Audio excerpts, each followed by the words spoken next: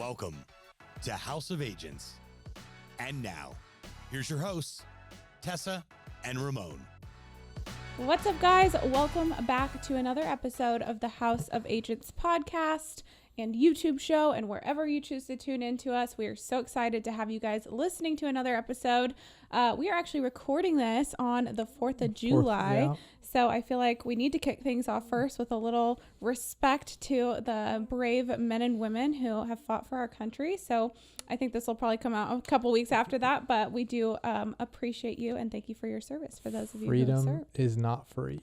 And we love America, so got to keep it as good as we can. That's right. All right, so now into the episode. We do want to talk today about something that we see come up in just about every single Facebook group. I personally am in a lot of real estate Facebook groups. I'm in too many. I'm in I am also in too many. 50? I will say there's only a few that are really like those primary ones that people are actually active in and really like pop off in, but it's pretty entertaining. Regardless, it's a great place to get a sense of what's going on in the industry, what's happening, what's trending, all that kind of stuff.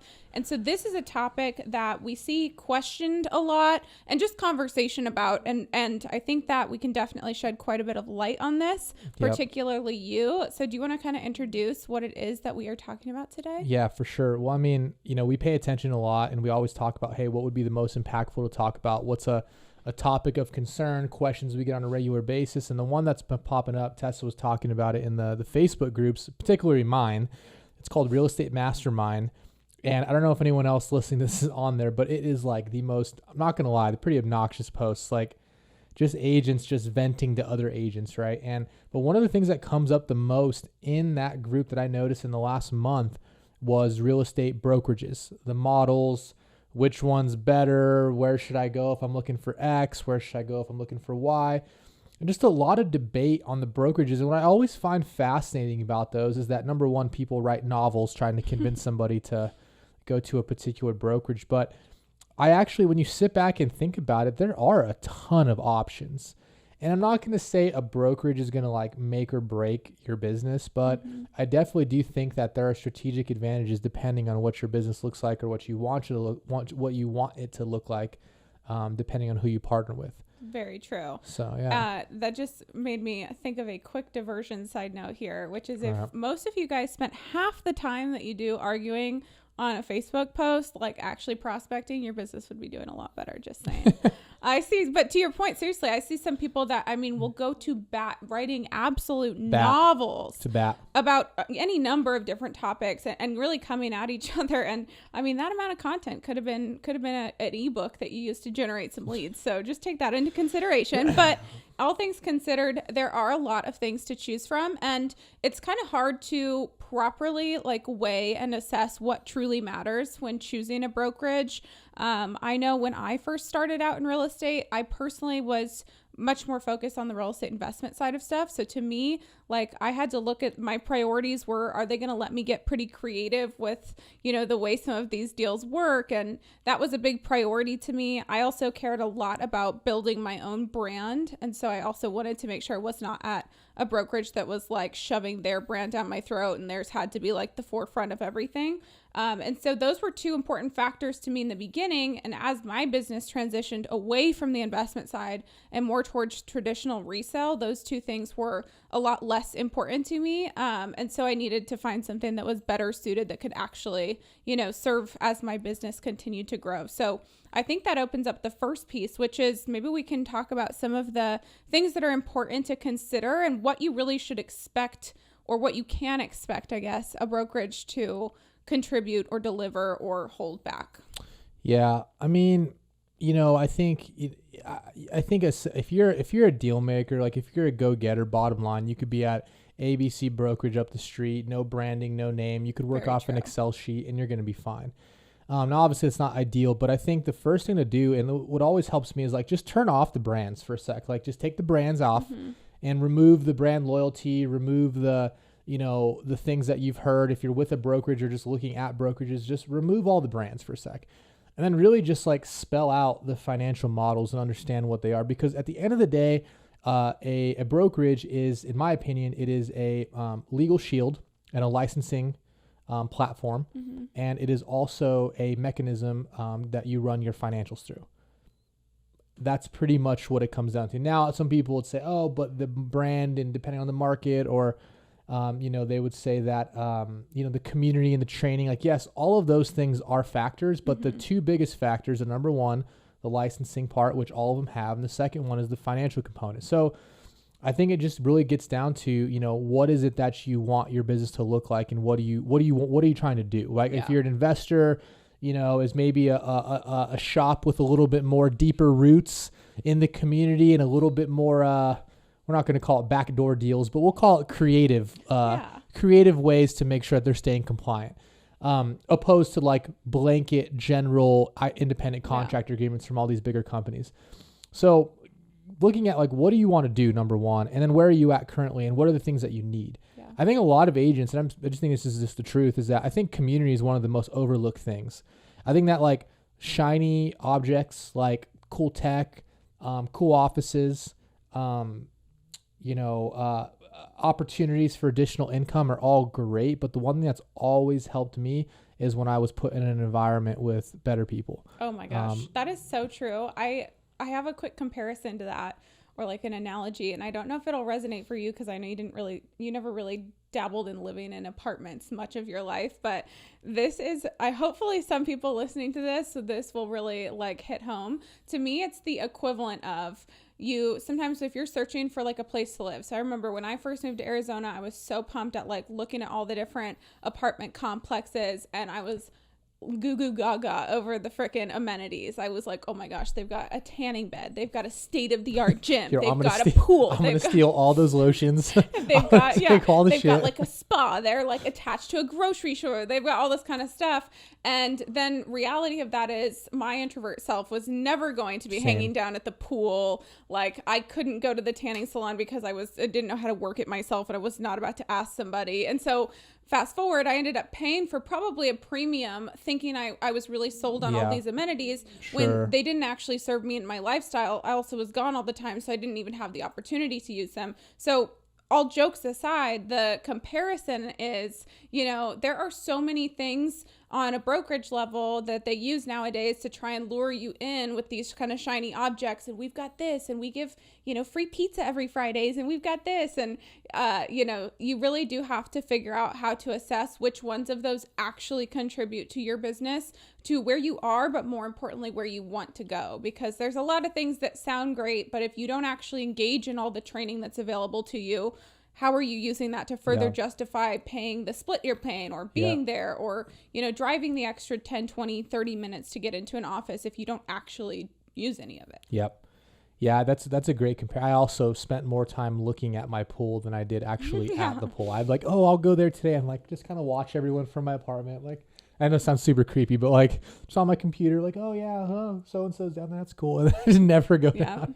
But anyways, let's talk about this, because I think this will give this more direction. Is like, we're going to talk through brokerage models, but we're going to go at it with the assumption that you want to be a player, you want to be a top producer, like you are there to be number one in whatever market you're in. Let's just play that scenario, because the reality is, like, if you're, if you doing real estate part-time or whatever your situation is, there's obviously better fits and whatnot for you. Maybe somewhere that's just low intensity, low fees. You don't have to talk to anybody, do a deal here and there. No one cares, but that's boring. So let's talk about you're here to be a top producer.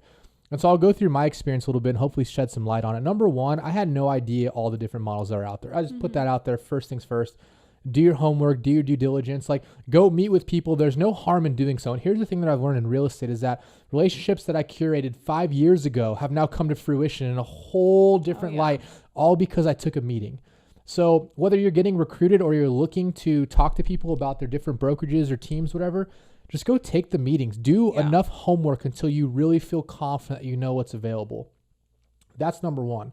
Because I went to RE/MAX because that's what I thought was. I was like, RE/MAX is the biggest brand at the time. I mean, it wasn't wrong, but I mean, there was maybe some better choices in there. Cute. And so, anyways, I went to RE/MAX and I was like, oh yeah, they hired me. Cool, like I'm in. Obviously they did it and made it feel very like we're gonna let you join all this shit. But I found out early on that I get to choose, but I didn't know that. But I went to a brand because it was recognizable, and I felt that as a new agent, I needed something that was like, all right, well, shit, I'm brand new. I haven't sold any homes. I need something behind me that says I've sold homes. Mm-hmm. And to some extent, that's kind of true.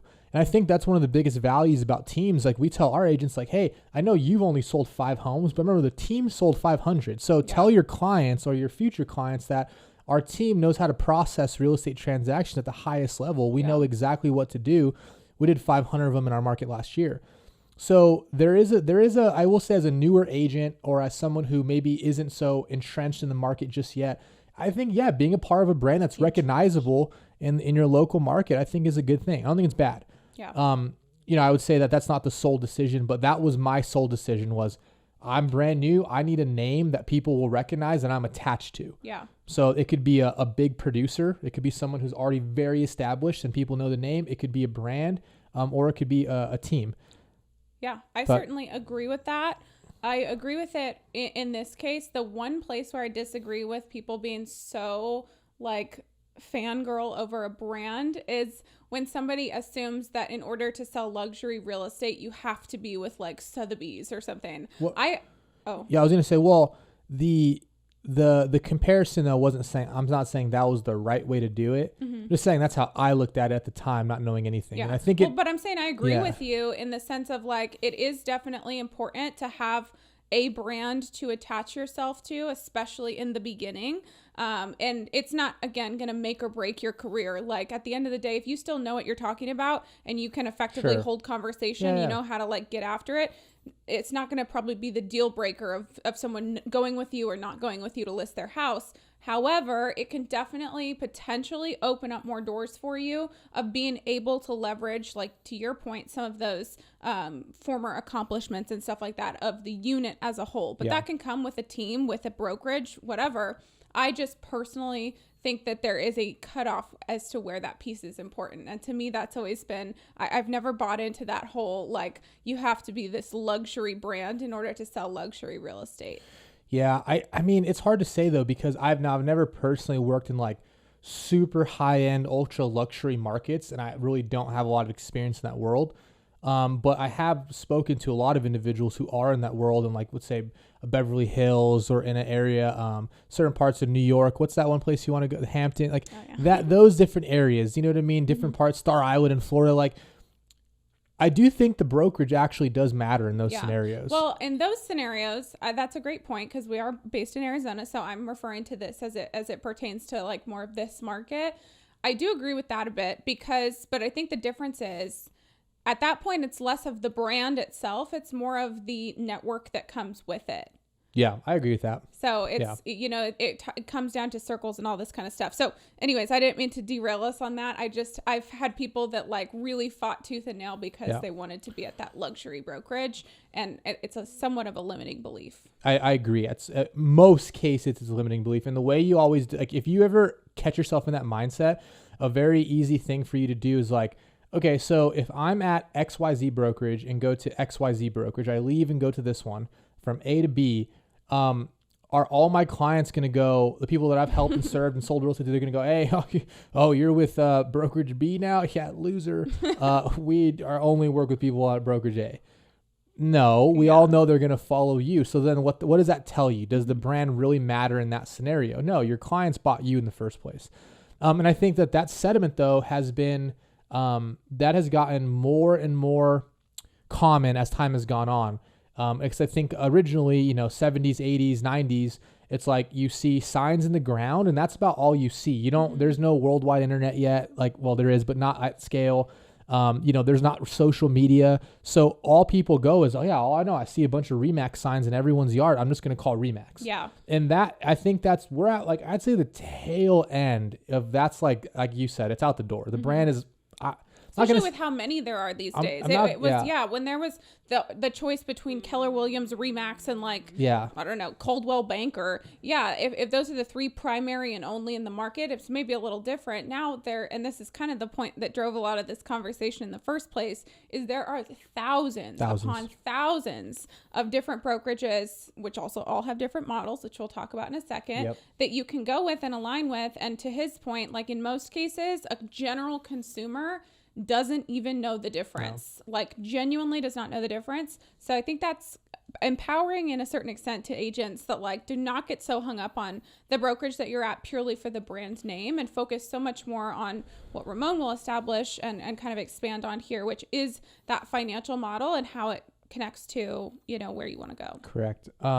The next part was I ended up leaving Remax, and honestly going back to not doing due diligence, I didn't even know what to do next. I just opened up my own brokerage. It wasn't like I mean, yeah, of course I guess I wanted to be the brokerage owner and like run my own deal, but it wasn't like that was my plan the entire time. I was like, all right, well, I guess we're just going to do our own thing now.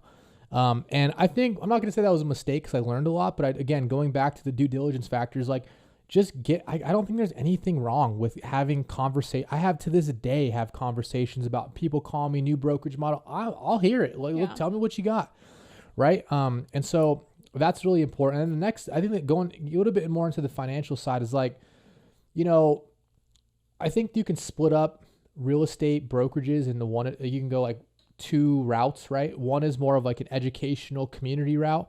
And the other one is like a little bit less educational, still some community, but very low maintenance. And I think that like, there's a lot of, I'm not going to call them discounts, not the right word because that sounds super shitty, but like low fee, flat like fee. 100%ers. Yeah, 100% models. There you go. That sounds nicer. 100% models. Then you have like your traditional models, like a Keller Williams, Coldwell Banker. Mm-hmm. I would throw like an EXP. I'd throw like a Real in there. Now they're a little bit different, but I'd throw them in that same category where your fee, there are fees, right? There's caps and all that, but you also have a big component of, I think they provide a lot more than just like, hey, I'm an independent or a 100% brokerage model. For sure.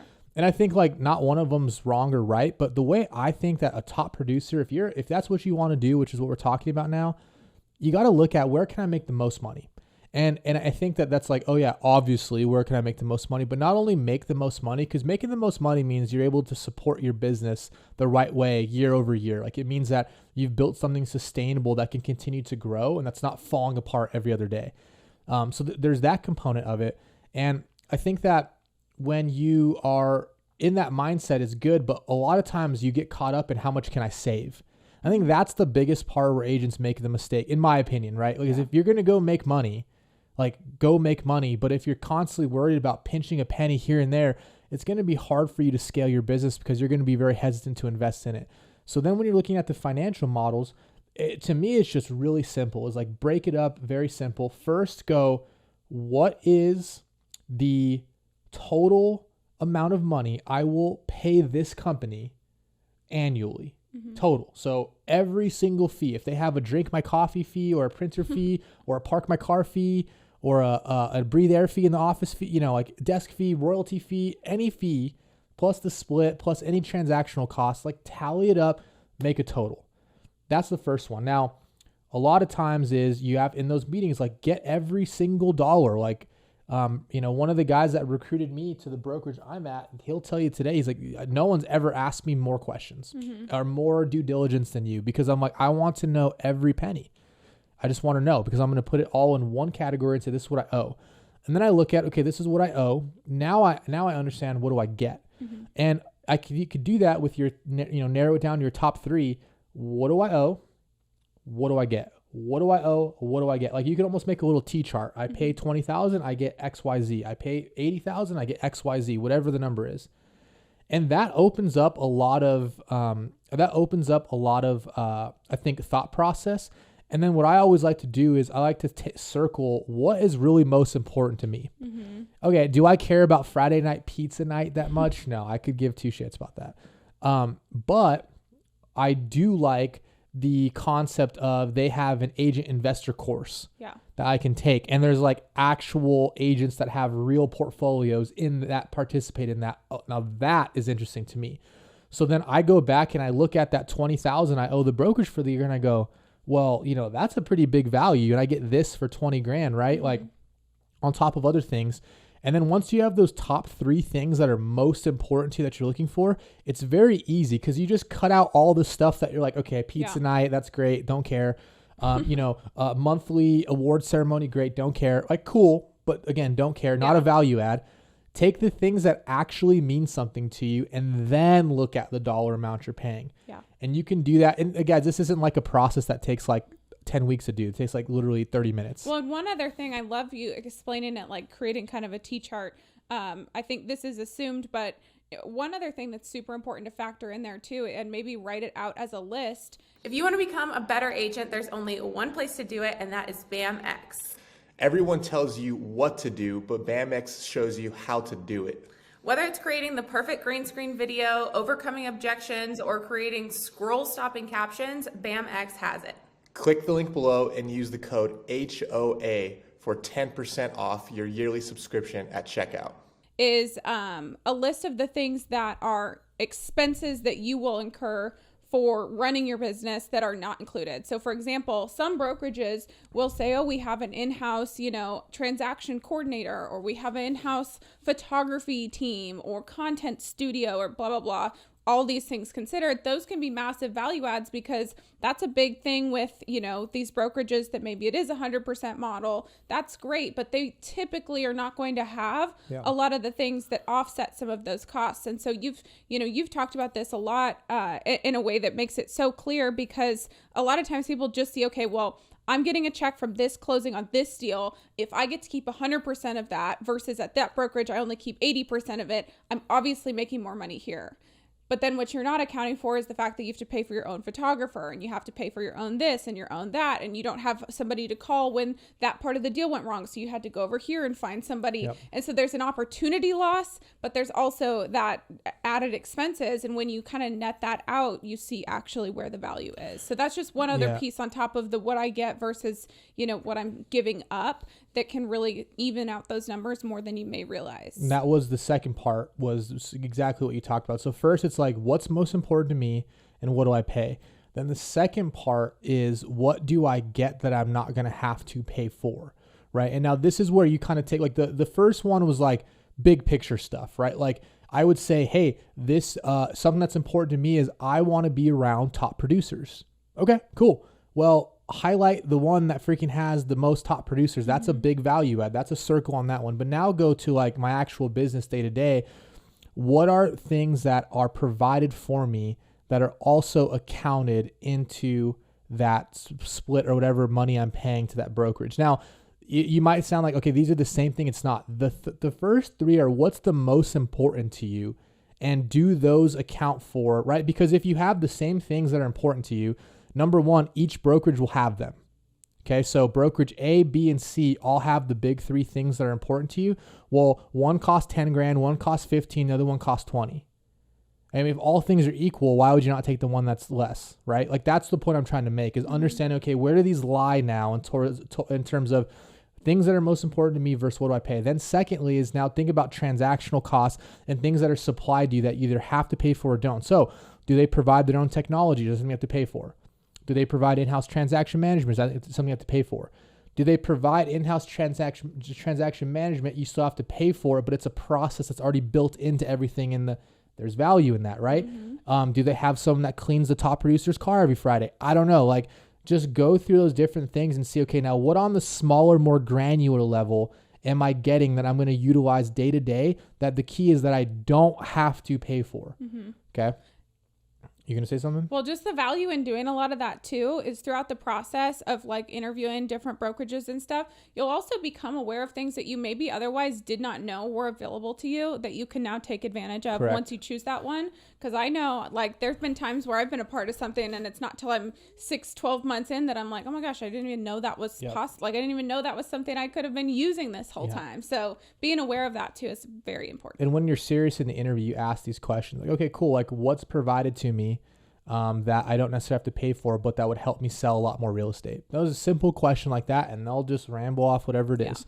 Now, the third component is my favorite component personally, because I think this is what makes new models coming out, which we'll talk about, I think a little bit more special financially, is additional revenue or additional income opportunities and like long-term stuff, right? Like, so I think one of the big things that's come out in the last couple of years is companies that offer stock awards. That's huge. Before, I don't know of a single company that was giving out, whether it was earned or literally awarded, stock in their company publicly traded. Mm-hmm. I think EXP probably pioneered them. It could have been someone before smaller. I don't know, but they at least made it very mainstream. Yeah. right? And so like that's just one example. Now there's a lot of other companies that are following suit, and it's because they realize that the more agents vested, the better they do for the business, the longer they stay, right? There's obviously cliffs and stuff like that for these things, right? You don't just get them and you get to walk away, but there's other things, incentives for recruiting agents, bringing other teams or organizations over. And the cool part about that is that like, hey, if that's something that you have a unique niche or a unique take on, like I know for a lot of people that's added up over time. We've talked about on our financial one podcast about shavings make a pile, and it's nice to have that stuff building in the background if it's important to you. I know a lot of people, it's like, I could care less. I don't care about any stock. I don't care about the extra revenue opportunities. I don't care about being a coach and getting paid for doing that. Like, I don't care. That's fine. But if you do care and you're looking at, hey, how can I maximize my potential earnings doing what I'm already doing? Those are things that you should be looking at. And then I think the last one and the last piece, which you'll do this, you'll go 1, 2, and 3, and you'll go through these.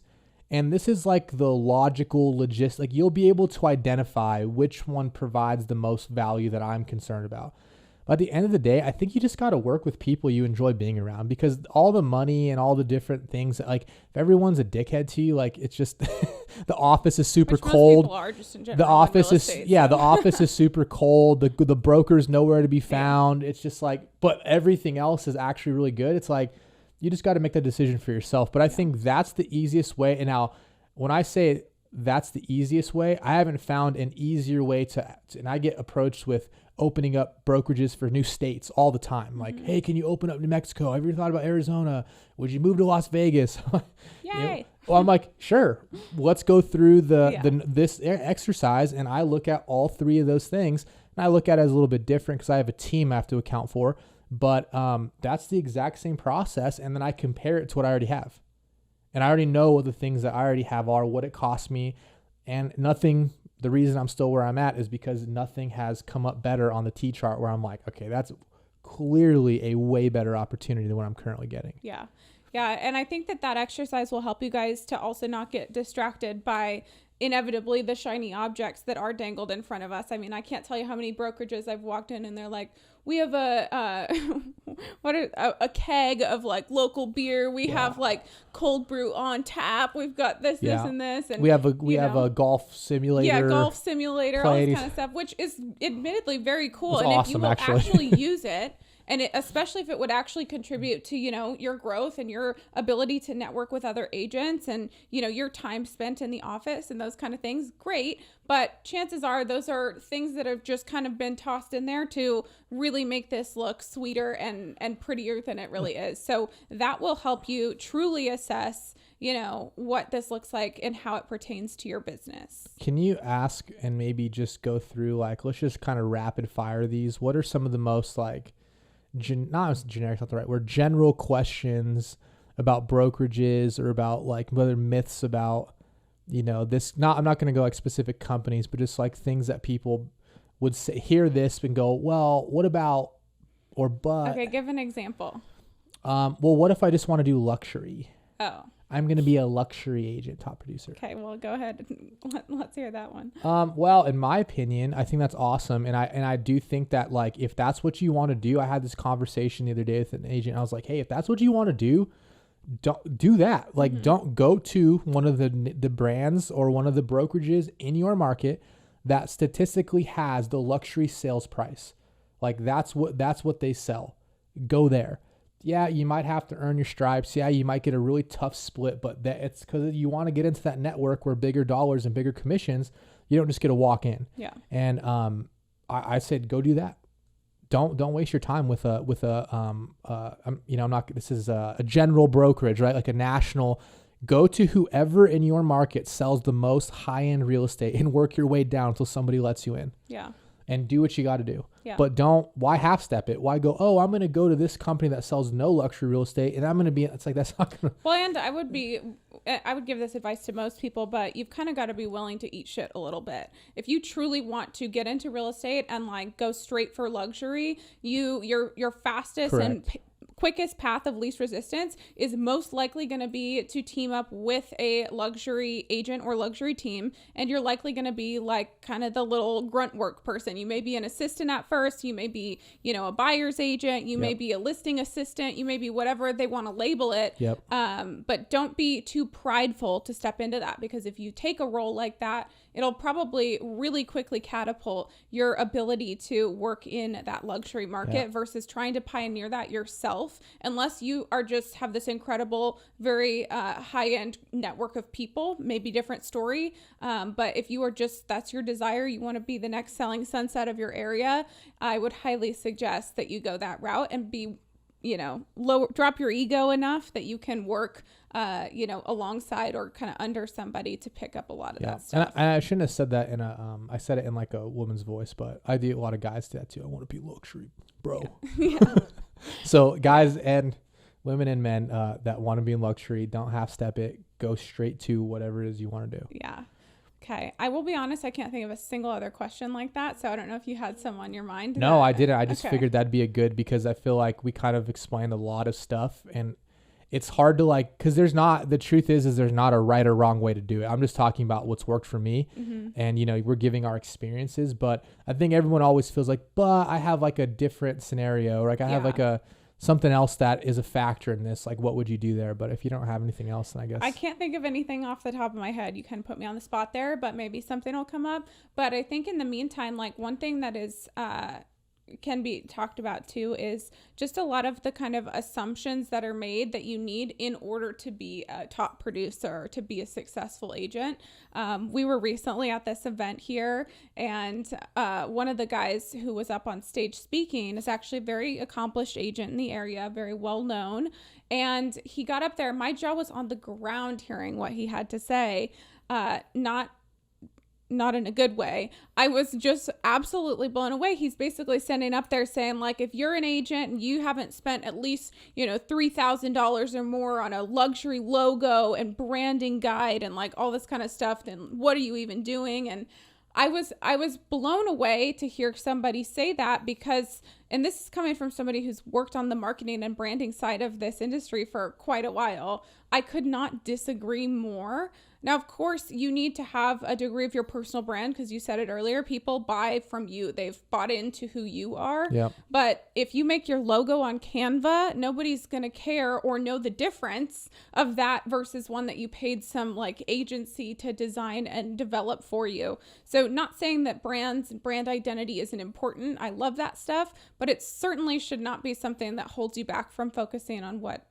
actually matters. Yeah. Yeah, that was quite the eyebrow raiser when we both heard that. I'm like, oh, well, I don't know if I agree.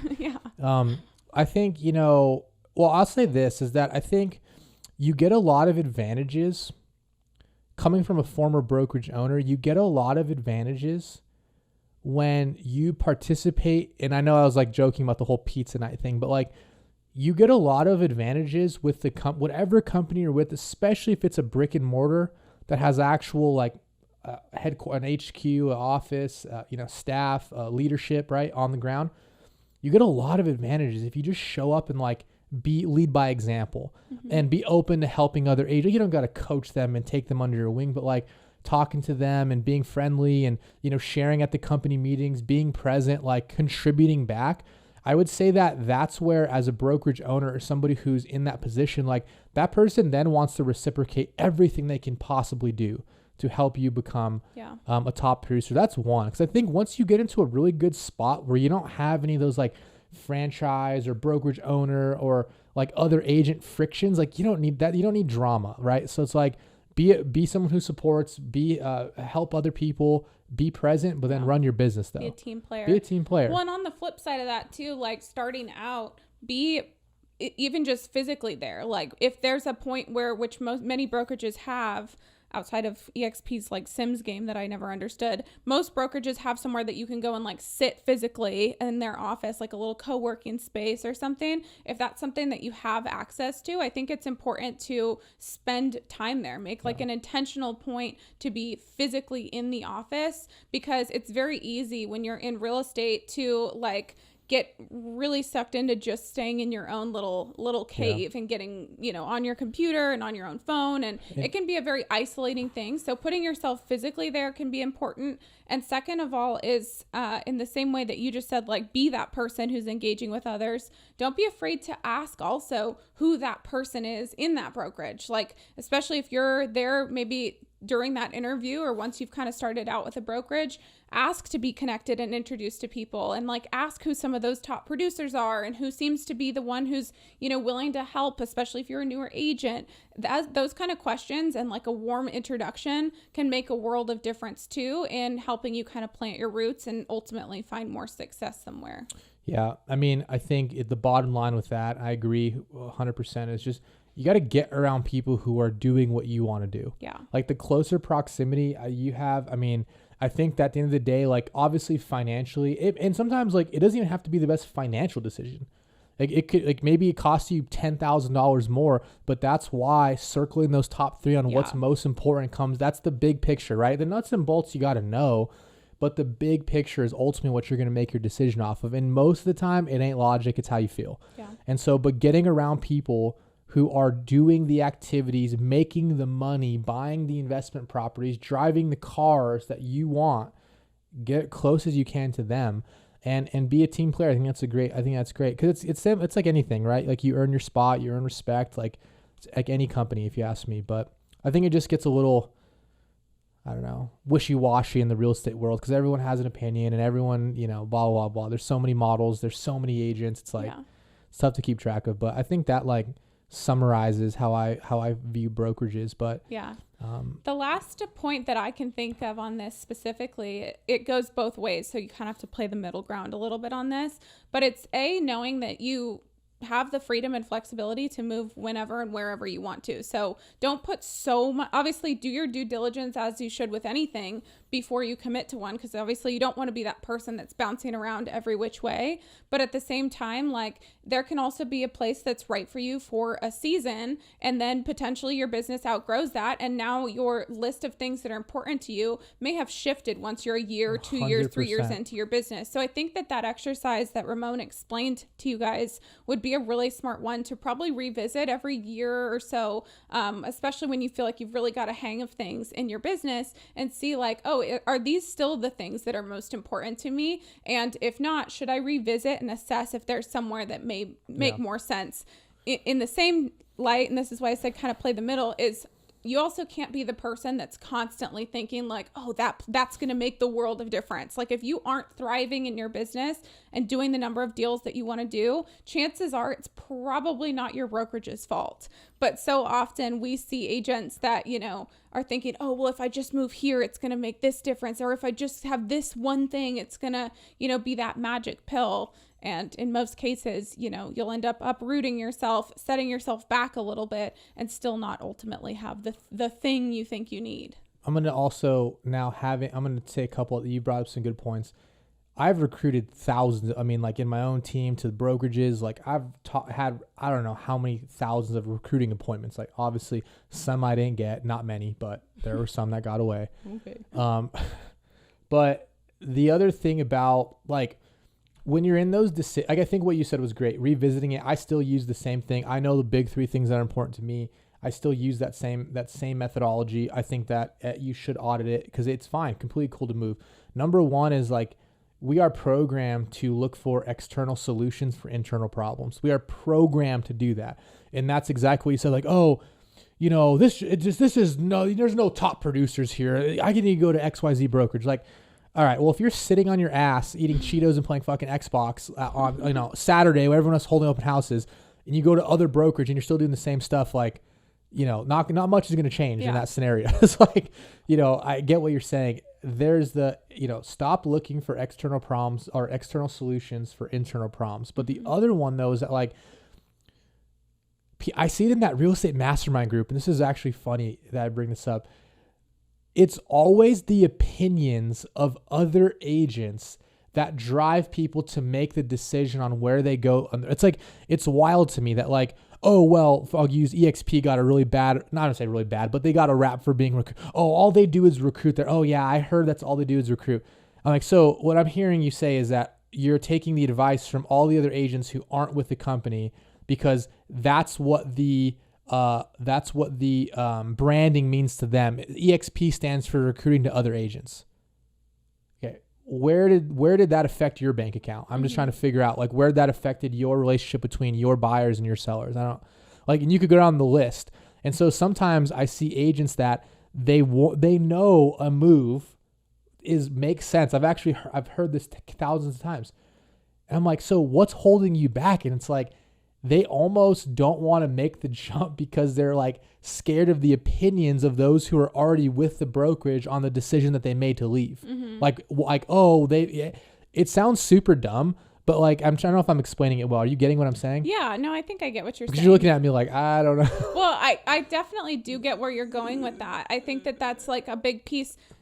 Do you want to finish your point? No, I was trying. I don't feel like I explained it well enough, but I'm trying to. Well, no, I get where you're going with that. One thing that I do think, it's a lot about judgment and opinion, but you said something in there that I want to highlight, which was like, they're listening to the opinions of all these people that didn't go to that brokerage. Yeah. So that's all fine and dandy. Everyone's got their opinions, good, bad, or ugly. But at the very least, you owe it to yourself to also get an equal amount of opinions of people who did choose that it was the right decision for them and their business, because chances are that's going to give you a lot more insight on the true pros and cons of being with that business, because everything's going to have its ups and downs. And the other thing is, a brokerage is vastly represented by a multitude of different personalities and people, especially these larger ones. Like EXP's got 80,000 agents or something like that, probably, maybe more, maybe less, 90,000 agents.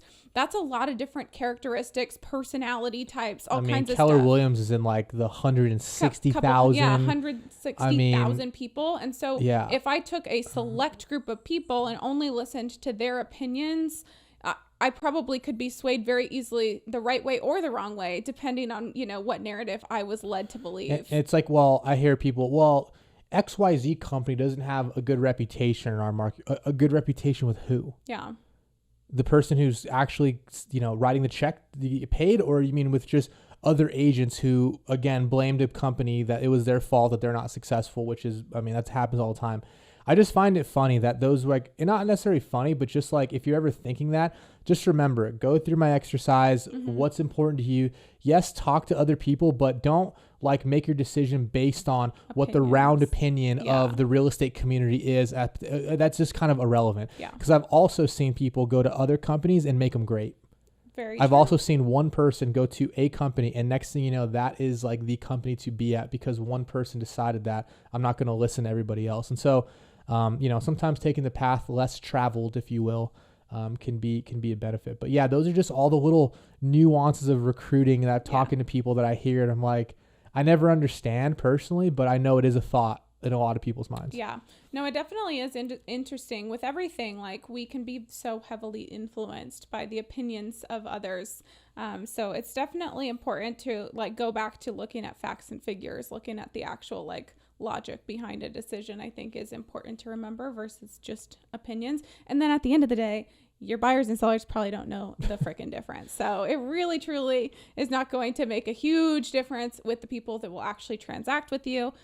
Only thing that matters is how it supports where you are currently in your business and where you want to be in the future of your business. So I think that that's probably a pretty good. Do you have any final thoughts in closing before we wrap this one up? I got up? a lot of thoughts, but on this subject, but thanks. Did I talk too much? No. I just meant in general. Oh, well, because I talk to you about all this stuff offline all the time. No, I don't. But I think we got to, there's some, could have said some other things, but. Well, anything you want to leave them with? Not recorded. Okay. All right. No, I think we hit. Check out his private paywall show for the offline thoughts. For the offline the after dark true opinions here. The after dark brokerage info. Oh my gosh. Well, thank you guys so much for tuning in to another episode of the House of Agents podcast. Please make sure that you are sharing this. Drop in your comments. Let us know what you guys want to hear more of. Be sure to share it, follow, subscribe, do all of the things. It definitely helps us out, and we greatly appreciate every little bit of support that we have. So thank you guys for listening to another episode, and we will catch you on the next one. Adios. Thanks so much for tuning into this episode. We sure do appreciate it. If you haven't done so already, make sure you're subscribed to the show wherever you consume podcasts. This way you'll get updates as new episodes become available. And if you feel so inclined, please leave us a review. It is how new people find the show. Until next time, friends.